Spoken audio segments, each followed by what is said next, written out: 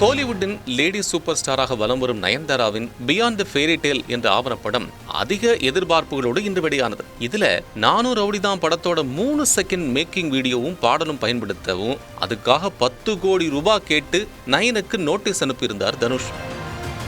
இதுக்கு பதிலடியா நயன்தாரா ஒரு அறிக்கையை வெளியிட, கடந்த 2 தினங்களா இந்த பிரச்சனை தாங்க விஸ்வரூபம் எடுத்திருக்கு. நயனோட இந்த ஸ்டேட்மெண்ட்டுக்கு தனுஷுடன் நடிச்சிருந்த பல முன்னணி நடிகைகளும் லைக்ஸ் போட்டிருந்தாங்க. ஆனா ரசிகர்களும் நெட்டிசன்களும் தனுஷ் பக்கம்தான் நியாயம்னு அவருக்கு சப்போர்ட் பண்ணிட்டு வர்றாங்க.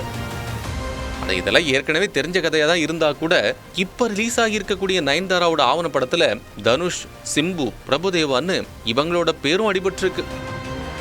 நானும் ரவுடிதான் படத்தோட ஷூட்டிங் நடக்கும் போதே விக்கியும் நயனும் லவ் பண்றது தனுஷுக்கு தெரியும்னு நடிகை ராதிகா இந்த டாக்குமெண்ட்ரியில சொல்லியிருக்காங்க. அதே நேரம் நாங்க லவ் பண்ணதால நானும் ரவுடிதான் படத்தோட ஷூட்டிங் தாமதம் ஆகல அப்படின்னும் விக்னேஷ் சிவன் விளக்கம் கொடுத்திருக்கிறாரு.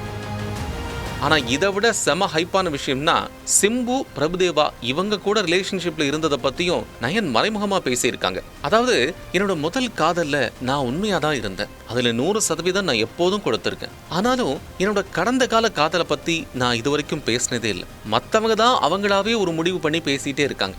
எந்த கதையை நம்பணும்னு நினைக்கிறாங்களோ அதை மட்டும்தான் நம்புவாங்க. ஆனா அந்த கதையெல்லாம் ரொம்ப மோசமானதா தான் இருந்திருக்கு. என்ன ஏதுன்னு கூட விசாரிக்காம அதை பலரும் நம்பினது என்னுடைய மனசை ரொம்ப பாதிச்சது.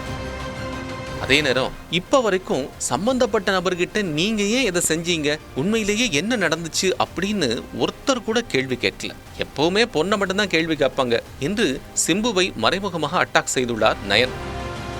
இதே மாதிரி பிரபுதேவா பத்தியும் ஓப்பனா பேசி ரசிகர்களுக்கு ஷாக்கிங் சர்ப்ரைஸ் கொடுத்திருக்காங்க. விஜயோட வில்லு படத்தை டைரக்ட் பண்ணும்போது பிரபுதேவாவுக்கும் அதுல ஹீரோயினா நடிச்ச நயன்தாராவுக்கும் காதல் உருவாச்சு. ஒரு கட்டத்துல பிரபுதேவாவோட பேரை தன்னோட கையில டாட்டூவா போட்டிருந்தாங்க நயன்.